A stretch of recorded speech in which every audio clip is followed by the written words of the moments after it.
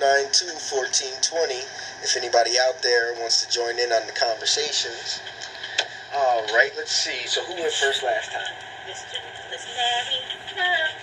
So this will start now with Miss TL, and you are going with the negative. It is not okay for no crime warrants the act of civil commitment by law.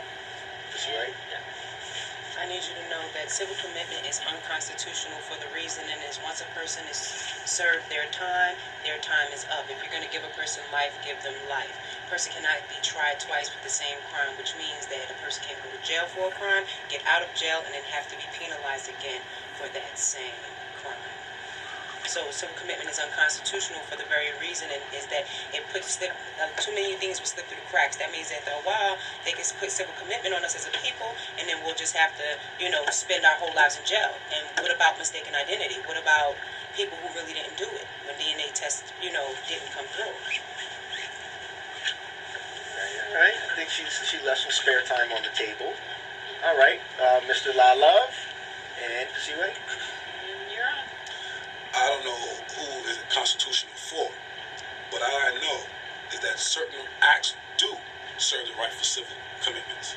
Look, if you're doing something that you did wrong, and you did your 15 years, and the state feels that you're not ready to come out and be a part of society, you need to stay in a halfway house. I mean, if you have done, if you are a pedophile, I wouldn't want you living next door to my child. Or in my neighborhood. Be in a halfway house. Take some more time. Think about it. Get some help. Because the next thing you know, he's going to do it again, or he or she's going to do it again, and be right back where they started another 15 years. So I think civil commitments have a purpose for certain acts. Would you like to make a rebuttal statement? You definitely have to. 30 seconds.